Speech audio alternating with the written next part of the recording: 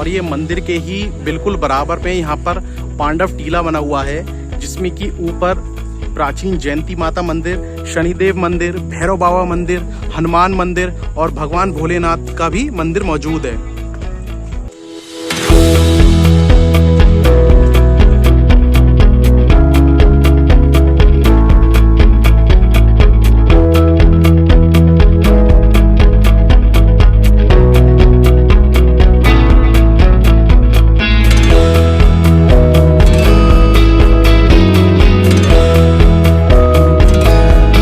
पांडव टीले की ओर पे ही एक ये बहुत कच्चा रास्ता जा रहा है, जो कि पूरा जंगल है और लगभग 100 मीटर की दूरी पर बताते हैं कि यहाँ पर जो पांडवों का जो किला था एग्जैक्ट वो इसी जगह पर था।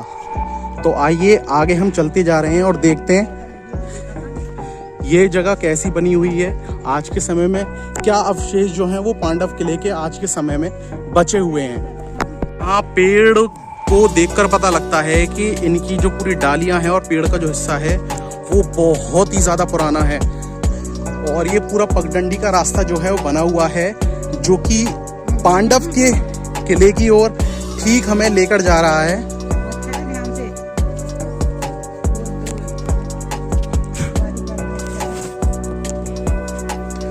और ये रास्ता जैसे जैसे हम आगे जा रहे हैं तो बहुत संकरा होता जा रहा है और वाकई में ऐसे लग रहा है देखकर जैसे हम पूरे भारतवर्ष के प्राचीन काल में ही हमने जो है एक तरीके से अपने कदम रख दिए हों। और ये रास्ता जो है पूरा जंगल वाला है। हालांकि मैं जो है भगवान श्री कृष्ण का नाम लेकर इस रास्ते पर आ गया हूँ और मुझे उम्मीद है कि जो उम्मीद और आशा लेकर मैं आया था वो यहाँ पर मुझे प्राप्त होगी, वो दर्शन होंगे।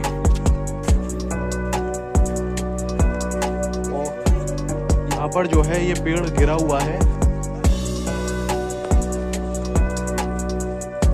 ऐसे ऐसे मैं हिम्मत करके आगे बढ़ रहा हूँ तो उसका फल भी मुझे मिल रहा है भगवान श्री कृष्ण के आशीर्वाद के साथ। एक यहाँ पर पक्की और अच्छी सड़क जो है यहाँ बनी हुई है पांडव टीले के ऊपर, और वो सड़क पर अब हम आगे चलते जा रहे हैं। और जैसे ही हम पहुंचने वाले हैं सिरत द्रौपदी कुआं और पांडव टीले के उस सटीक स्थान पर जहां पर उनका महल बना हुआ था। और ये पांडव टीले के ऊपर मैं आ चुका हूँ और मेरे ठीक सामने यहाँ पर देखा जा सकता है कि वो रहा प्राचीन द्रौपदी कुआं। इस कुएं के बारे में बताया जाता है कि ये जो कुआं है ये प्राचीन द्रौपदी कुआं इसे कहा जाता है, जो कि हस्तिनापुर पांडव टीले पर मौजूद है। यानी कि ये वो स्थल है जो कि हस्तिनापुर का किले के अंतर्गत आता है। और यहाँ पर द्रौपदी जो है प्रतिदिन स्नान किया करती थी। एक द्रौपदी कूप हमने देखा था कुरुक्षेत्र में, जहाँ पर कि दुशासन को जब मारा था तो उसकी छाती के लहू से जो द्रौपदी ने पांचाली ने अपने केश धोए थे। और यहाँ पर जो द्रौपदी है वो प्रतिदिन स्नान किया करती थी।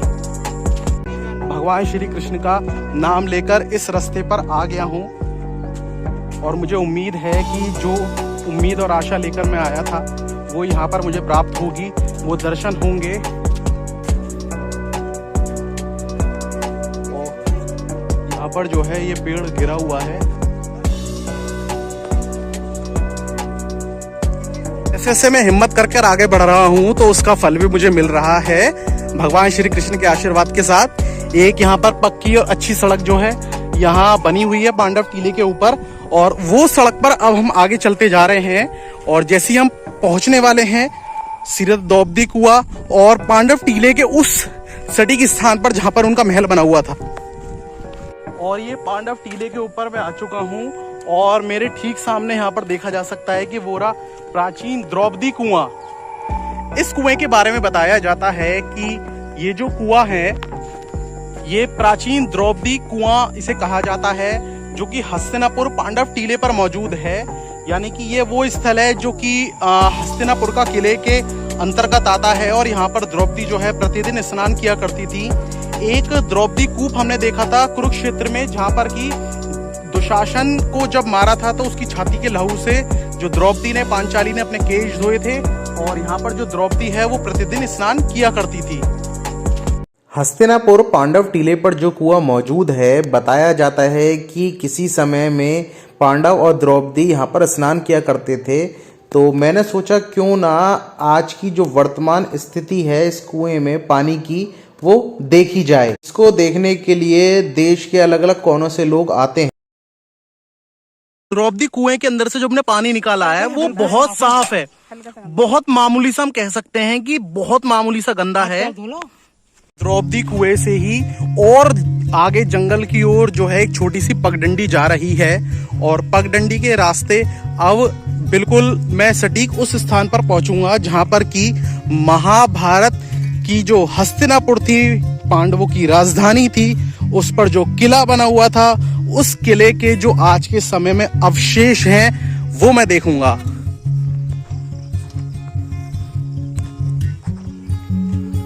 और ये रहा पांडवों के किले का बिल्कुल सटीक स्थल और यहाँ पर काफी गहरी खुदाई की गई है। और इसके बारे में अगर मैं जानकारी दूं तो यहाँ पर भारतीय पुरातत्व विभाग की टीम जो है वो इस जगह पर आई थी जहां पर की खुदाई के जो जरिए उन्हें यहाँ पर काफी सारे महाभारत के समय के अवशेष मिले थे, जिसमें कि अस्त्र शस्त्र, कुछ बर्तन, कुछ मिट्टी के बर्तन जो है इस तरह की जो वस्तुएं उस समय की उन लोगों को प्राप्त हुई थी। जिस जगह मैं ठीक चल रहा हूँ ये पांडवों के किले का बिल्कुल सटीक हिस्सा है और मैं लगातार देख रहा हूँ कि ये जो नीचे खुदाई की गई है भारतीय पुरातत्व विभाग की टीम द्वारा और यहाँ पर कई सारे महाभारत कालीन जो हैं वो अवशेष उन लोगों को प्राप्त हुए हैं जो कि उन्होंने संग्रहालय में आज के समय में संरक्षित करके रखे गए हैं।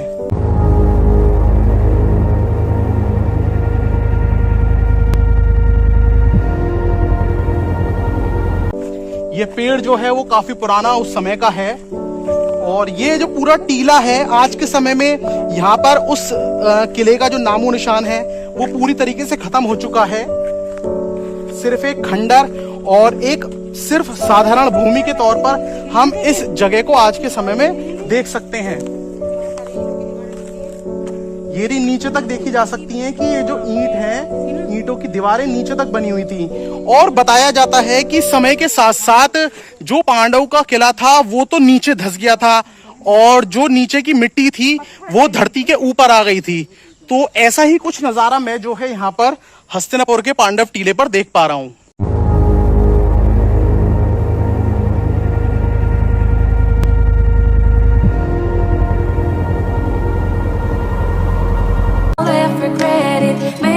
You're only one. You choose it, don't lose it, don't let confuse it. Only then you begun. Feel like that. Feel like that. Feel like that. Your arms around me. तो ये पांडवेश्वर महादेव मंदिर का जो है पूरा मंदिर परिसर का नज़ारा है जो कि आज के समय में इतना ज़्यादा विलुप्त तरीके से है। बहुत सारे लोग हालांकि आज के समय में हस्तिनापुर के बारे में और ख़ास तौर से जो महाभारत थी उसके बारे में नहीं जानते हैं और मेरा लोगों से खास अनुरोध रहेगा कि इन सब चीज़ों को, जो अपना प्राचीन भारत है, जो उसकी संस्कृति है, विरासत है, उन सब चीज़ों को देखें, पहचानें, उनके बारे में जानने की कोशिश करें और आगे आने वाले जो समाज है, जनरेशन है, उनसे इन सब चीज़ों से ज़रूर अवेयर कराएं। हमारा जो हस्तिनापुर है वो एक तरीके से सांस्कृतिक राजधानी भी माना जाता है क्योंकि यहाँ पर हमें बहुत ही ज़्यादा प्राचीन अवशेष देखने को मिलते हैं जो कि महाभारत काल से भी जुड़े हुए हैं। अब पांडवेश्वर महादेव मंदिर से लगभग 100-200 किलोमीटर की दूरी पर यहाँ पर है विधुरकोटी।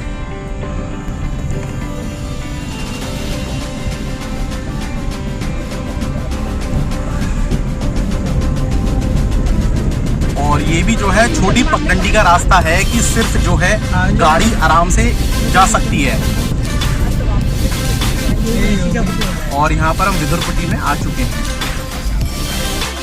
हस्तिनापुर में पांडवेश्वर महादेव मंदिर से कुछ ही दूरी पर यहाँ पर विधुर टीला मौजूद है और विधुर टीला के परिसर में ही मैं यहाँ पर आया हूँ विधुरकोटी में।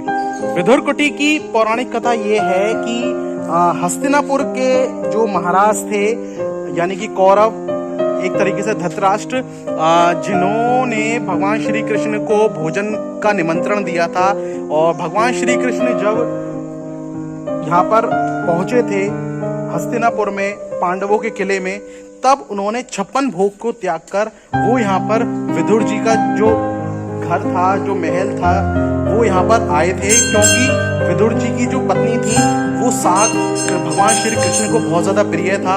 तो उन्होंने पांडव किले के यानी कि कौरवों के घर बने हुए जो 56 भोग थे उन्हें त्याग कर यहाँ पर विदुर जी के यहाँ पर आके उन्होंने साग को खाना ज़्यादा पसंद किया। और यहाँ पर विदुरकुटी में यहाँ पर देवी माता की जो है प्रतिमा मौजूद है, और साथ ही बालाजी महाराज जो है यहाँ पर विराजित हैं। और ये उसी के पीछे का मंदिर का हिस्सा, जो कि एक परिक्रमा मार्ग के रूप में हम उस परिक्रमा को कर रहे हैं। और यहाँ पर ये विभूति भूति वगैरह जो है, संकट किसी तरीके से कोई भी परेशानी वगैरह के लिए जो है यहाँ पर मंदिर में दी जाती है। दूर दूर से लोग जो हैं इस विभूति को लेने के लिए यहाँ पर आते हैं।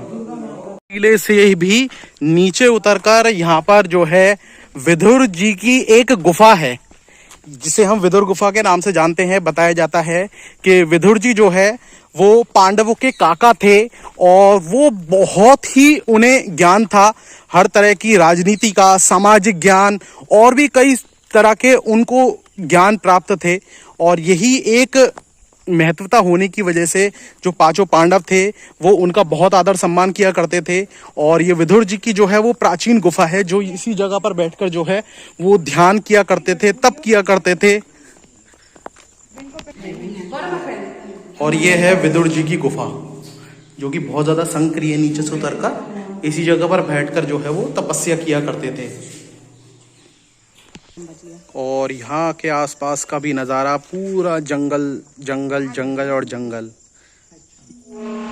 और विदुरकुटी में यहाँ पर वैसे तो जैसे कि अब मैं आया हूँ तो मुझे यहाँ पर सिर्फ वीरानियत नज़र आ रही है, लेकिन यहाँ के जो महंत हैं, जो पंडित हैं, उन लोगों ने मुझे ये बताया कि जब दीपावली के बाद जो कार्तिक स्नान का भव्य मेला गढ़मुक्तेश्वर में लगता है, तो यहाँ पर जब देश और विदेश से काफ़ी सारे लोग गंगा स्नान के लिए आते हैं, गंगा दशहरा पर्व पर खास तौर से, तो उस समय के दौरान गढ़मुक्तेश्वर और हस्तिनापुर, इन दो जगहों पर जो है काफ़ी उत्साह रहता है लोगों का।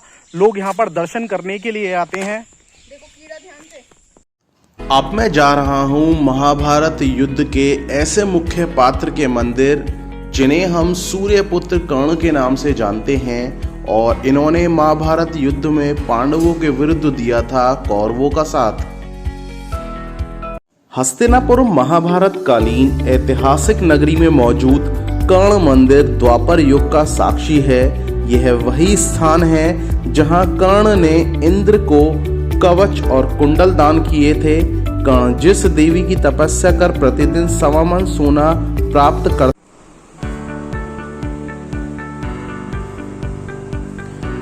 और यहाँ पर भगवान भोलेनाथ शिवलिंग के रूप में विराजमान हैं। बताते हैं कि इसी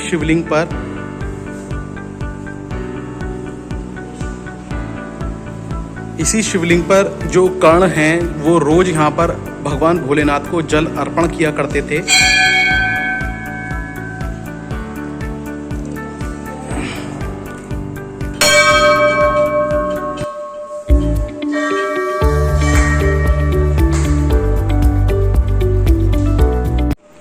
मैं आया हूँ इस वक्त हस्तिनापुर क्षेत्र के कर्ण मंदिर में, और ये कर्ण मंदिर का जो परिसर है वो बहुत अच्छा बना हुआ है और देखने में बहुत ज़्यादा प्राचीन है। और साथ ही यहाँ की मान्यता है कि यहाँ पर जो कर्ण थे, जो महाभारत के भी पात्र थे, एक योद्धा थे, वो यहाँ पर प्रतिदिन जो है 1.25 मन सोना दान किया करते थे। और साथ ही जो इंद्र है वो यहाँ पर प्रकट हुए थे, जिन्होंने कर्ण से दक्षिणा के रूप में जो है कवच कुंडल मांगे थे। और कर्ण ने अपने जो कुंडल थे और कवच था वो इंद्र को दान कर दिया था। और साथ ही साथ भगवान भोलेनाथ के यहाँ पर वो जल चढ़ाकर उनका आशीर्वाद प्रतिदिन भी प्राप्त किया करते थे। एक समय पर इस कर्ण मंदिर तक यहाँ पर गंगा जी आती थीं और जो सूर्यपुत्र कर्ण थे वो यहाँ पर गंगा जी में स्नान करके भगवान भोलेनाथ को जल अर्पण करके प्रतिदिन जो है 1.25 मन सोना दान कर दिया करते थे। अब यहाँ मेरे पीछे देखा जा सकता है कि दानवीर कर्ण का मंदिर है और अब यहाँ पर सवाल हमारे दिमाग में ये आया यहाँ पर कि जो कर्ण 1.25 मन सोना दान किया करते थे वो सोना उनके पास कहाँ से आता था।